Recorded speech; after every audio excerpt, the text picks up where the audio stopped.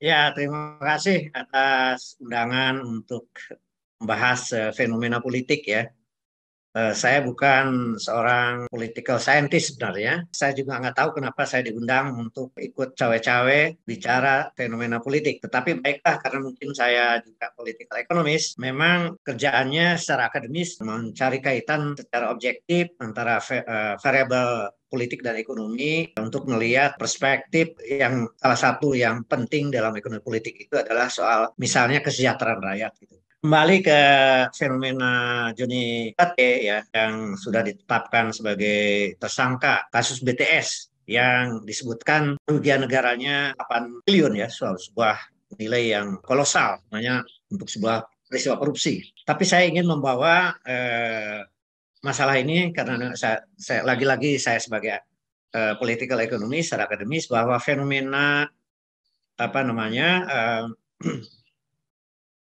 singgungan antara kasus-kasus hukum dengan eh, kait-kaitkan atau ada kaitan langsung atau tidak langsung dengan politik sebenarnya bukan fenomena apa khusus tentang di Indonesia gitu. Jadi kalau kita ingin melihat secara lebih luas secara global sebenarnya eh, suasana ekosistem politik ya di keadaan 5 tahun terakhir terutama mirip seperti ketika Trump memerintah di Amerika gitu. Jadi banyak sekali kisruhan dan bahkan sejak awal ada dugaan bahwa misalnya keterlibatan eh, apa namanya badan intelijen dari Rusia terhadap pemenangan Trump gitu. Kemudian di kala perjalanan pemerintahan pun Trump ini memang agak mirip ya saya dengan kita, yaitu ada semacam fenomena demokrasi yang merupakan semacam apa ya apa surganya demokrasi katanya di dunia ini, tetapi di era Trump banyak anomali-anomali demokrasi eh, yang terjadi dalam perspektif dalam negerinya maupun secara internasional. Kita tahu zaman Trump misalnya dia merubah satu orientasi eh, pendekatan multilateralism jadi unitarianism. Bahkan sejak awal Trump dan administrasinya sudah langsung mengidentifikasi kalangan-kalangan imigran, terutama yang Muslim, itu untuk dipersona non gratakan, misalnya, yang tidak merupakan tradisi demokrasi di Amerika. Eh, ke, saya pendekkan saja, akhirnya kemudian Trump diselesaikan dengan pemilu terpilihnya oleh Joe Biden misalnya. Tetapi kemudian ternyata Trump oleh FBI disidik dan kemudian sekarang menjadi tersangka di mana salah satu tuduhannya bahwa dia menyalahgunakan pengambilan data negara secara personal. Ini tuduhan yang sangat serius. Saya ingin gambarkan seperti ini karena suasana demokrasi di kita 5 tahun terakhir banyak sekali suasana yang mencekam gitu bagi banyak pihak dan terjadi pembelahan sosial yang luar biasa antara pihak satu dengan pihak lain dan kemudian hoax bertebaran di dalam perdebatan-perdebatan terutama di media sosial uh, dan makin ke arah pemilu 2024 makin anomali demokrasi ini makin kentara, yaitu yang paling mencolok adalah campur tangannya kepala negara terhadap pemilu yang bahkan spesial pemilu pilpres ya, yang jauh-jauh hari itu sudah banyak keanehan gitu. Jadi intinya adalah suasana di mana seolah-olah ini ada pihak lain, pihak tertentu yang di apa, yang tidak dikehendaki sebagai katakanlah capres begitu. Ini kan sebuah keanehan dalam sebuah negara demokrasi yang sedemikian memframing bahwa satu pihak itu tidak boleh menjadi capres misalnya. Sebelumnya ada move bahwa misalnya lebih baik 3 periode malahan. Ini target pertama bahkan. Berikutnya adalah penundaan pemilu 2024. Karena target yang pertama tadi pokoknya reaksinya luar biasa secara publik. Yang kedua pun begitu, yaitu penundaan pemilu 2024 sebagai tindakan-tindakan yang tidak demokratis. Nah, kemudian capres tertentu ini yang sudah kita tahu yaitu Anies Baswedan sudah sedemikian intensifnya untuk diusahakan sebagai tersangka Formula E, tapi rupanya tidak berhasil juga gitu. Nah, kemudian yang lain adalah bagaimana kelibatan istana di dalam mengendorse calon-calon presiden. Sudah lama disiapkan yaitu apa namanya Pak Ganjar Pranowo, kemudian dan berhasillah kemudian presiden apa namanya mantan presiden atau ketua umum PDIP Bu Megawati akhirnya menerima. Yang kalau sebelumnya dikatakan bahwa sebenarnya Megawati tidak terlalu berkenan ya, tetapi tidak berhenti di situ saja. Ternyata juga Pak Jokowi ini mencoba mengendorse alternatif calon yang yaitu Prabowo, yang notabene sebelumnya adalah saingan beratnya. Gitu. Kemudian bahkan endorsement ini ke capresnya, bakal calon wakil presidennya, baik untuk Ganjar Pranowo maupun Prabowo. Ada apa ini?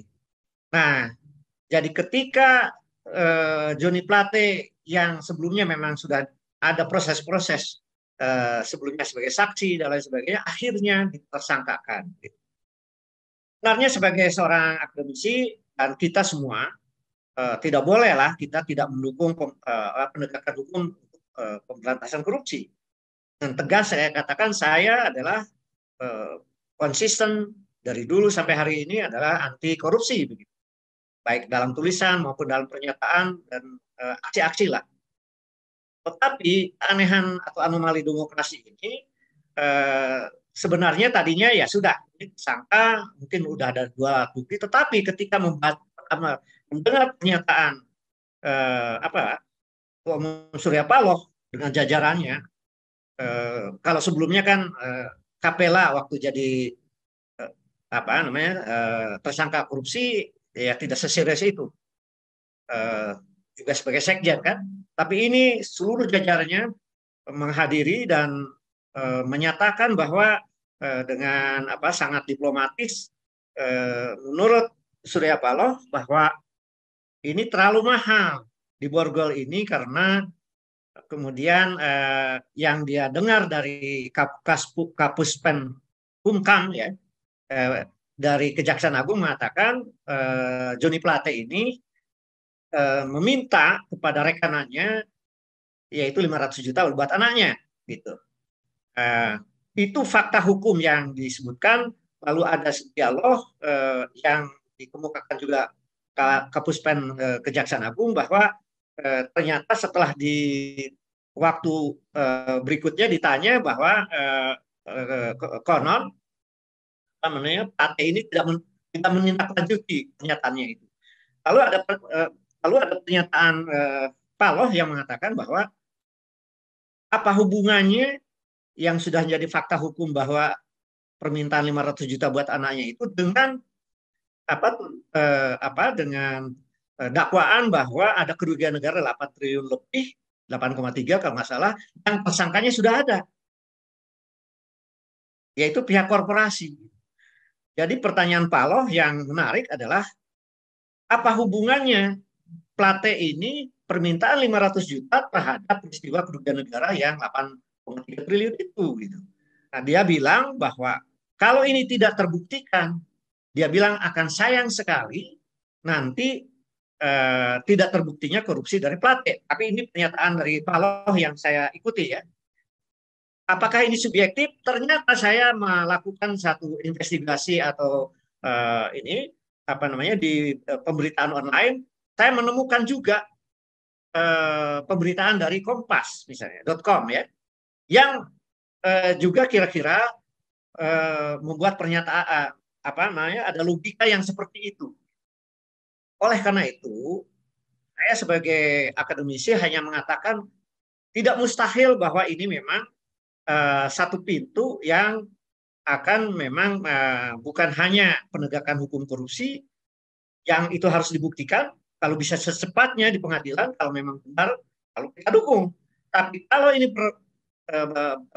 tele-tele dan kemudian tidak ada bukti yang kuat antara permintaan 500 juta kepada buat anaknya dengan kerugian negara yang 8 triliun yang sudah ada tersangka korporasinya, maka patut diduga bahwa ini memang ada sebuah fenomena politik yang menggunakan instrumen hukum. Nah, jadi saya kira buat saya ini adalah apa, sangat penantian ini sangat penting. Apakah Kejaksaan Agung bisa dengan cepat melakukan penyidikan dengan bukti-bukti yang sangat valid, itu bahwa memang konon Pak Mahfud mengatakan ada bukti perintah, ada soal setoran apakah ada ke itu, saya kira masih kelihatannya opini yang berkembang setelah pasca penetapan. Jadi buat saya sebagai seorang warga negara memang apa namanya ini penegakan hukum untuk pemberantasan korupsi, yes, dan itu harus secepatnya supaya kontroversi ini segera berakhir. Tapi kalau memang itu bertele-tele dan memang tidak ada bukti yang kuat, maka patut diduga bahwa ini adalah bagian dari sebuah konspirasi menjegal dari pencapresan salah satu calon presiden yang tidak dikehendaki. Saya kira demikian pernyataan pertama dari saya dulu. Baik, terima kasih Prof. Didin ya. Kalau menyambung apa yang disampaikan Prof. Didin, kalau Pak Mahfud MD kan sudah sampaikan tuh Prof, dari rencana berapa ribu BTS itu tidak, awalnya saya dengar tidak ada satupun yang dibangun, tapi kemudian ada revisi ya, ada beberapa yang dibangun dan itu pun belum selesai. Nah itu kan sudah menunjukkan bahwa kalau satu kementerian melakukan korupsi, apalagi terkait proyek BTS, itu kan biasanya proyek itu tidak berjalan atau mangkrak. Ya. Nah, itu bagaimana, Prof, kalau dalam kacamata akademisi ya, membedakan bahwa ini memang proses hukum murni yang sedang dijalankan, atau ini sudah gaduh-gaduh bercampur? Kalau Prof kan bilang melihat situasi Indonesia hari ini, apalagi lihat tren globalnya, kan ada tendensi proses hukum itu ditunggangi oleh proses hukum, dan itu biasa dalam konteks dunia hari ini ya, Prof. Tadi Prof sudah sampaikan di Amerika begitu, di Indonesia pun kurang lebih sama gitu. Cuman buat kita para pendengar ya Prof, bagaimana kita bisa bedakan, oh ini benar-benar kasus murni, oh ini ada intervensi politiknya meskipun tidak bisa berdiri sendiri gitu, Prof.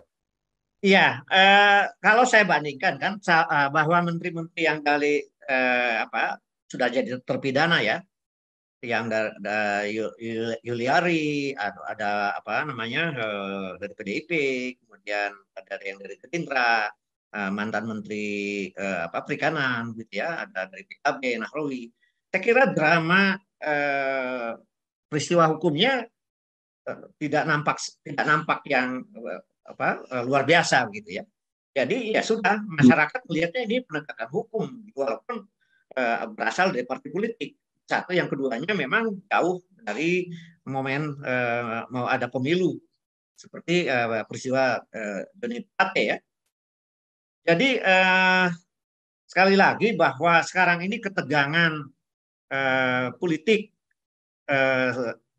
dikaitkan dengan hukum, itu bukan peristiwa yang semata-mata ada di negeri ini ya.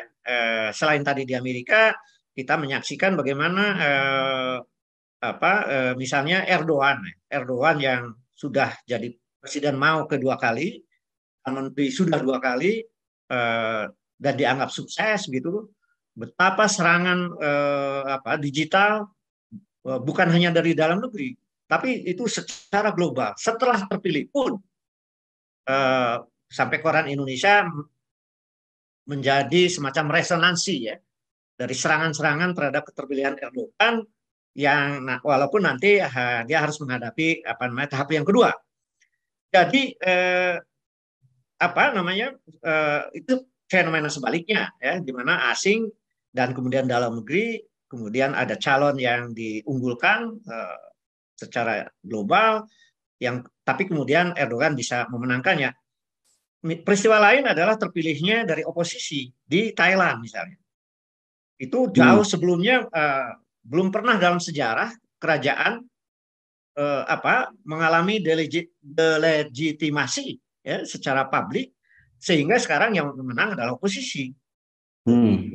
Nah, kemudian terpilihnya juga Anwar Ibrahim. Ya. Anwar Ibrahim bukan kemenangan mutlak suaranya, lalu kemudian tipis saja dengan Barisan Nasional, tapi Anwar yang 2 kali difitnah oleh seniornya, akhirnya yang di Pertuan Agung menetapkannya. Nah, di Indonesia itu jauh lebih dramatis gitu menjelang pemilihan presiden ini, sehingga yang masalah-masalah teknokratis teknis, masalah tadi itu menjadi di satu pihak mereka yang mendukung yang tidak dikehendaki istana seperti Anies Baswedan, ini kental sekali nuansa politisnya gitu. Di lain pihak mereka-mereka yang kira-kira sama iramanya dengan istana, bahwa wah ini bukan hanya Plate sebagai sekjen dan sebagai Menteri Kominfo yang sudah jadi tersangka korupsi, yang bisa memang pintu supaya Nasdem itu membatalkan pencapresan salah satu calon presiden yang kurang dikehendaki itu. Nah, jadi masalah teknokratis, apakah masalah BTS tadi ya, yang tidak konsisten pernyataan dari Mahfud MD, yang sama sekali belum dibangun, tapi juga sebagian sudah ada. Jadi datanya sendiri sebagai seorang Menko Polhukam tidak terlalu konsisten begitu ya. Jadi saya tetap menangkap bahwa memang ini ada nuansa politis. Seberapa jauh, saya pertanyaannya hanya satu sebenarnya.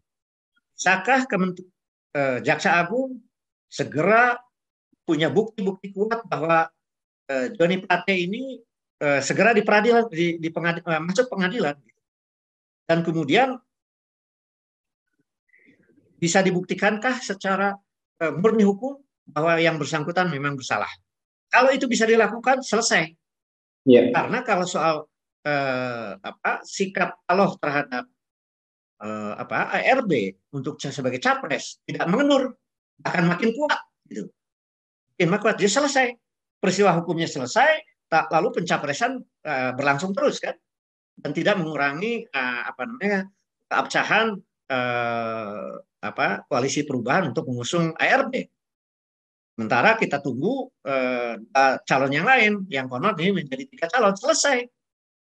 2024 kita punya 3 calon presiden, dan drama-drama yang bersifat hukum yang dicampurkan dengan politik juga, kalau memang Jaksa Agung bisa membuktikan dengan cepat, maka itu akan selesai. Tapi kalau ini bertele-tele, dan apa yang ditantang oleh Paloh bahwa buktinya tidak kuat antara dugaan permintaan bantuan kepada anaknya yang 500 juta dengan kerugian yang 8 triliun, tidak terbukti. Bukti hukumnya lemah. Dan bahkan peristiwa atau pengadilannya pun jangan-jangan bertele-tele, dan ini hanya sebagai cara mengganggu katakanlah elektibilitas pihak lain gitu. Jadi ini kalau memang terbukti, maka yang rusak adalah demokrasi. Ya, Prof, menarik ya sampaikan Prof ya. Jadi kalau kita bicara Pak Surya Paloh ya, yang menyatakan untuk membuktikan bersalah atau tidak kan butuh waktu, butuh effort, dan Pak Surya Paloh punya keyakinan subjektif Johnny J. Plate tidak bersalah. Nanti kita tanya sama Bang Sahganda ini. Bang Sahganda sudah hadir di tengah-tengah kita. Tapi kemudian kan ada orang punya persepsi ya di masyarakat kita, udahlah ini semua kotor. Cuman bedanya kalau dia terkait sama koalisi, korupsi dalam koalisi itu mungkin ditenang-tenang, nggak ada isu. Tapi kalau Nasdem nih udah mulai ya tanda kutip ya, meskipun Nasdem menyatakan komitmen sama Pak Jokowi sampai 2024, tapi setelah 2024 punya komitmen dengan Anies Baswedan, kan dianggap jadi tidak mengikuti kemauannya Pak Presiden ya, tanda kutip yang inginnya kan hanya 2 kandidat yang disebut-sebut tanpa Anies Baswedan, begitu ya Prof. Ini ada satu puisi, mungkin nggak sampai saya putarin 3 menit ya, ini ada potongan aja puisi yang disampaikan oleh Pak Denny Indrayana, menurut saya cukup menarik ya. Beliau punya satu puisi yang menurut saya satir ya, yang judulnya Korupsilah dalam Pelukan Koalisi. Jadi seolah-olah kalau yang disampaikan ini adalah Pak Mas Denny ini, seolah-olah kalau Anda berkoalisi, kalau Anda melakukan korupsi, tenang saja karena Anda akan aman. Tetapi kalau Anda tidak di dalam koalisi atau setidaknya sudah 2 kaki, maka Anda menghadapi apa yang saat ini kita dengar ya. Kita saksikan ya, Prof, sebentar ya, Prof. Ya, silakan. Korupsilah dalam pelukan koalisi. Inilah kisah sensasi. Kalau korupsi punya kawan bernama koalisi. Ketika korupsi punya lawan bernama oposisi. Korupsilah, tapi dalam pelukan koalisi. Karena jika nekat di barisan oposisi, korupsi berarti bunuh diri. Inilah kisah sensasi ketika Anda diborgol karena beda posisi. Sedang yang di istana bebas ngobrol, diskusi, strategi kontestasi, sambil minum kopi. Jadi masalahnya bukan korupsi. Salahnya ketika membentuk barisan sendiri. Tiba-tiba melompat ke oposisi, mencelat keluar dari strategi. Jadilah konsekuensi tangan tak bergerak dikunci. Inilah cerita kenapa dia. Karena Nasdem partainya, karena Surya Paloh ketuanya, karena antitesa Anies capresnya. Kalau capresnya Pranowo atau Prabowo, Widodo tak akan murka, tak akan ada restu jadi tersangka. Korupsikah dia? Bukti yang harusnya bicara. Jaksa dan KPK harusnya bebas mereka. Jangan mereka dalam genggam kuasa. Aliran dana tidak dibongkar semua. Karena ada suami sang madam di sana. Saya kira saya mau berhenti di sini dulu, Prof. Jadi ini menurut saya cukup menarik untuk mewarnai diskusi kita nih, Prof. Jadi penegakan hukum pada akhirnya tergantung di mana posisi. Kalau posisinya bersama koalisi, seolah-olah tidak ada apa-apa. Tapi kalau berada di beda posisi, yaitu oposisi ya, atau mulai menjadi oposisi, menjadi diangkat. Seberapa parahnya penegakan hukum kita, Prof, dan bagaimana idealnya, Prof? Ya, yang sudah jadi pembicaraan umum kan kemana Masiku kan? Nah, ya. Itu sudah fakta ya. Jadi Masiku adalah tersangka korupsi yang 2 alat buktinya udah kuat.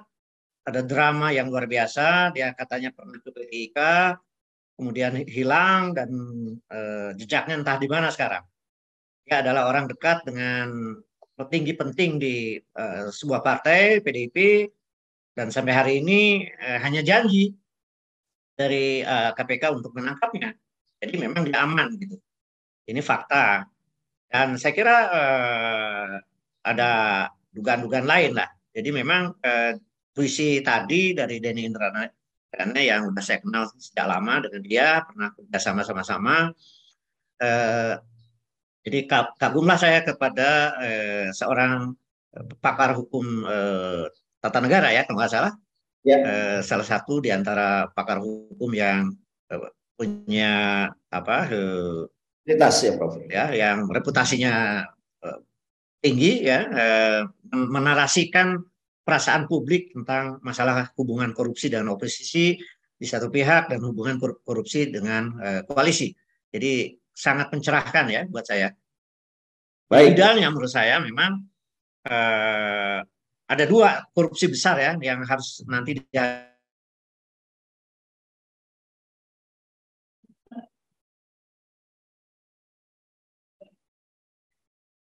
maka korupsi skala mega menjadi tak tersentuh, termasuk diberhentikannya BLT. Kemudian banyak memori di kalangan para ahli dan dugaan-dugaan bahwa tentunya beberapa dugaan korupsi di satu sisi, tapi di lain sisi dia melingkar ya di daerah-daerah banyak yang diungkap dan banyak OTT.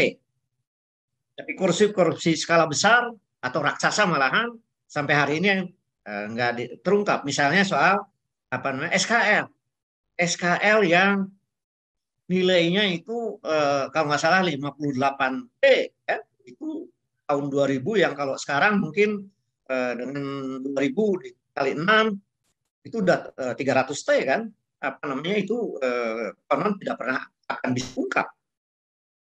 Walaupun itu katanya sangat serius, baik buat keuangan negara maupun penegakan hukum dan lain-lain. Jadi kalau bisa, ya, pemerintah siapapun yang terpilih presiden nanti, kembalikanlah KPK menjadi komisi negara yang independen. Itu satu. Tapi yang kedua, yang menjadi agenda sangat besar adalah korupsi yang lebih abstrak lagi sebenarnya, yaitu terbentuknya kartelisasi pangan dan non-pangan akibat KPPU posisi hukumnya sangat lemah. Jadi dia harusnya bisa mencegah proses kartelisasi di mana keuangan negara bisa dirugikan juga tidak kalah kolosalnya, tetapi dia di tingkat pengadilan negeri, tapi di tingkat pengadilan tinggi selalu dikalahkan, yaitu posisi Komisi Pengawas Persaingan Usaha yang mencegah oligopoli, monopoli, bahkan kartelisasi, bahkan sebenarnya oligarki. Jadi kalau KPPU selevel KPK, maka korupsi skala kolosal yang dilakukan oleh kalangan swasta bisa dicegah. Jadi bayangkan kalau ada KPK sebagai komisi negara yang independen, yang merupakan ranah banyak korupsi politik, apakah pusat maupun daerah-daerah, dan kemudian KPPU yang sekarang ini belum tersentuh bagaimana modus korupsi sektor swasta yang sangat merugikan rakyat dengan proses kartelisasi bahkan oligarki, yang itu ranah penegakan hukum yang jauh ketinggalan ya. Padahal Amerika dengan Sherman Act yang sudah 2 abad itu bisa mencegah, sangat efisien dan inovatif sektor swastanya, dan Indonesia masih zero. Saya kira bayangan saya kalau dua lembaga ini bisa difungsikan kembali, tentu saja dengan katakanlah ada juga kritik bahwa KPK katakanlah walaupun waktu komisi negara yang independen ada agenda-agenda internal ya yang dikritik oleh misalnya mantan rekan Anda ya di waktu itu yang sekarang di Gelora, ada kritik juga, ya itu perbaiki saja, nggak perlu sekarang malah dipindahkan menjadi bagian dari eksekutif. Apa bedanya Kejaksaan Agung dengan KPK sekarang? Malahan KPK sekarang tidak atau sangat sedikit ya mengungkap korupsi skala mega ya yang harusnya bisa dilakukan justru oleh KPK yang di atas 1 miliar atau triliun itu. Malah sekarang di Kejaksaan Agung sangat cepat, sangat karena memang itu perintah langsung sebagai alat dari presiden. Demikian. Maaf, saya bukan ahli hukum, tetapi saya kira saya berhak menyampaikan sebagai seorang warga negara. Terima kasih. Dalam perspektif ekonomi politik memang ada banyak pertanyaan, sama aja. Subsidi BTS dikala tadinya swasta udah untung 100T, tiba-tiba digelontorkan 26T. Sama dengan tidak masuk akalnya MOU kereta cepat dengan China yang tadinya itu adalah B2B BUMN kepada BUMN tiba-tiba harus ditanggung oleh APBN ya tanpa ada audit dulu, dan negara harus menanggung 27T, nanti akan berlanjut dan ini akan berkelanjutan. Itu juga tidak masuk akal dalam arti korporasi, tapi dalam perspektif ekonomi politik ini sampai sekarang kereta cepat juga pertanyaan publik adalah mengapa mau APBN menanggung, dan sekarang malahan Pak Luhut datang ke Cina untuk menegosiasikan karena beban APBN terlalu besar. Itu satu. Kemudian BUMN karya yang penugasannya udah tidak masuk akal juga, itu terlalu besar beban equity bagi BUMN karya, dan ruginya seperti Wasita sampai 56T, tapi kemudian terus penugasan itu dilakukan. Dan kemudian semuanya berdarah-darah gitu, BUMN karya ini. Tapi kemudian tidak mau stop, dikasih juga PMN, penyertaan modal negara yang sekitar 72T, termasuk KATP, termasuk kita yang sudah rugi dan lain sebagainya. Dirutnya pun disangka korupsi misalnya. Itu juga tidak masuk akal perspektif korupsi, tapi secara ekonomi politik bahwa karena ekosistemnya korup, jadi itu terjadi, itu fakta. Jadi kemudian yang terakhir adalah mengapa mobil listrik yang notabene adalah seorang ketua asosiasi mobil listrik yang juga memiliki industrinya, yang satu elit negara juga mempunyai motor listrik, lalu kemudian malah disubsidi. Jadi siapa yang menikmati subsidi?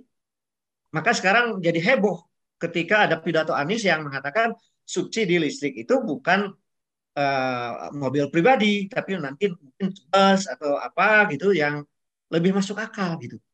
Jadi memang ekosistem politik yang korup itu akan menghasilkan satu keputusan fiskal maupun moneter juga yang korup. Itu menurut saya. Kalau Jaksa Agung bisa memproses kasus Plate ini dalam waktu yang singkat ya, jauh sebelum Februari 2024, dan membuktikan bersalah atau tidaknya Plate, itu baru prestasi besar ya.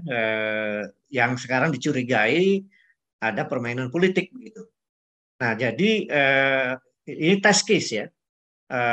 Apakah ini ada permainan politik di dalam yang menggunakan instrumen hukum, ataukah ini adalah sebuah penegakan hukum yang bisa dibuktikan di pengadilan gitu. Itu yang pertama. Nah, jadi yang kedua sebenarnya kalau saya pun mendukung bahwa indeks korupsi yang harus di atas 50 lah, yang itu sekarang sudah dicapai oleh Malaysia. Kalau nanti terbentuk pemerintahan yang anti korupsi setelah 2024, tidak berhenti hanya di situ, tapi adalah memperbaiki tentang ruang atau ekosistem politik ini yang sekarang ini tidak menyuburkan satu peradaban yang demokratis gitu. Penuh dengan kecurigaan, penuh dengan pembelahan, sehingga bukan hanya indeks korupsi yang merosot, tapi indeks demokrasi juga yang merosot sejak 2012, sehingga kita sekarang disalib oleh Malaysia. Kita bahkan lebih rendah dari Timur Timur sekarang ini. Jadi tantangannya berat, dan ini jangan didekati oleh pihak yang juga mendukung capres yang di luar Anies, bahwa kalau taruhannya ini sekedar kekuasaan, maka yang dirugikan seluruh bangsa. Korupsinya merosot, korupsinya akan terus makin tinggi, kasus korupsi, dan yang skala besar bahkan tidak disentuh karena memang mereka akan mempertahankan undang-undang KPK yang ada di bawah eksekutif. Bahkan demokrasinya pun akan makin makin jauh dari cita-cita reformasi sejak Mei 1998. Jadi bayangkan ini 30 tahun kita setback gitu. Dan ini saya kira pemilu 2024, dua hal itu tantangannya adalah mengembalikan satu peradaban bersih di mana karakter anti korupsi di pemerintahan maupun di masyarakat menjadi tegak dan menghasilkan indeks korupsi yang tadi saya akan katakan di atas 50. Saya kira tidak mustahil akan bisa dicapai itu. Bisa dicapai asal memang komitmen dari kepala negaranya. Tapi sekaligus tidak berhenti di mana peradaban anti korupsi bisa ditegakkan dalam penegakan hukum dan menyelamatkan keuangan negara yang sekarang ini dalam penelitian empiris saya dengan para mahasiswa yang saya bimbing, kalau Sumitro katakan dulu 30%, dari I-Core Analysis namanya, sekarang ini dengan I-Core Analysis berbagai daerah, berbagai sektor, berbagai kasus itu sudah mencapai 57% bocoran itu. Ini harus diselamatkan negara ini dari kapal pecah ini. Dan dengan demikian demokrasi dengan ekosistem anti demokrasi yang tegak itu akan lebih mudah dicapai, di mana nanti kita butuh revisi undang-undang politik, apakah sumbangan dari swasta akan dibiarkan yang terus menghasilkan satu korupsi politik dan tegaknya oligarki bisnis sekaligus kawin dengan oligarki politik. Ini saya kira kita bukan hanya terancam oleh negara bahkan negara penempatan menengah bisa juga menjadi negara gagal. Itu yang harus dihindari. Terima kasih.